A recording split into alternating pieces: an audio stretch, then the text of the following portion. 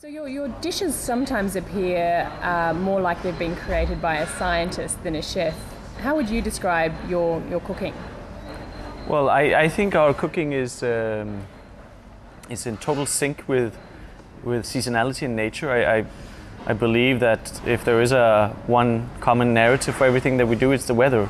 The weather somehow determines what's on the plate. And of course, there's also science in there because you need to understand the processes that lies behind each cooking method, basically. So your philosophy is not to import any ingredients. How do you make sure that you can make the dishes interesting, particularly through a Danish winter? That is one of the challenges that we have. In the past 8 years, we've really come a long way, and I would say that we have a broad understanding of how to actually extend the lifespan of ingredients by pickling, fermenting, etc., etc.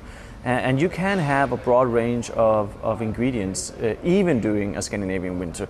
So how much time do you spend foraging and experimenting with new ingredients? I think, well, personally today, as we are now 9 years after we open, I spend most of my time experimenting. I spend most of my time on farms, in the woods, on a shoreline. And you know, I don't necessarily cut the onions every morning, but we have a kitchen studio, we have a little experimental lab where I spend most of my days. So last time you were here, you went out bush into the Flinders Ranges and searching for bush tucker. What did you discover? We were very lucky because it had rained not just a little bit, a lot. So everything was green and lush. I couldn't believe it. Everybody told me I'm going to see a desert and there's no food to find, and there was food everywhere. Literally everywhere. Fruits hanging off trees, you know, green plushers everywhere of lemongrass and all sorts of strange foods. It was amazing, and I finally got to try kangaroo after being many times in Australia.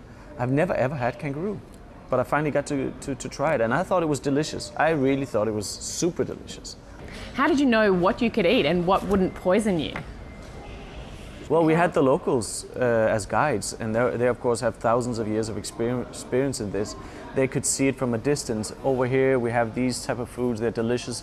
And what was interesting about it is that not only could they tell you what they did to your body, but they could also, you know, first of all, what they did, they paired it with deliciousness, which I thought was wonderful. You know, that this is great with this type of food, and we always cook it with this. It's great. It tastes. It gives you pleasure. It's delicious, and then as well, it's good for your C vitamin or so on. It was really, really a big trip for me. Very, very inspiring. And what about when you're foraging through the forests of Denmark? How do you know then what will and won't poison you and what you can eat? Well, I mean, normal people, or how do you say it? Non-chefs. And non-professionals in wild foods, for instance, they should always have a book with them or a professional with them, because that's what we did in the beginning. Now, of course, our catalog, so-called mental map of edible foods and where to find it is huge, and I know what to eat and what not to eat. And I've studied it intensely, but initially I had poisoned myself many times. I mean, I've had raging diarrheas, and I've been choking, and I've tried everything except for dying. I haven't tried dying. And so your dishes are pretty complicated. They're not necessarily something most people would try at home. What advice could you give to the home cook? Honestly, there is no easy way out of it. This is how I believe it. If you want to be able to cook food easily and fast, then you need a lot of experience, and you need to gain that by doing it hour by hour by hour. But the more you do it, the easier it becomes. But the idea of just simply going from nothing and then being able to cook a wonderful, delicious meal in 30 minutes without having ever tried it, I think is a hoax. It doesn't exist.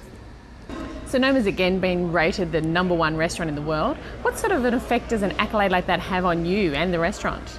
But the best thing it's done to us is that now we have the freedom to cook whatever we want. Whereas before, you know, you had to have a few evergreens, you know, the classics that everybody enjoys. We used to have 20–30% of our menu with these, and now we can do whatever we want to. We can have veal brain on the menu and people accept it and they try it.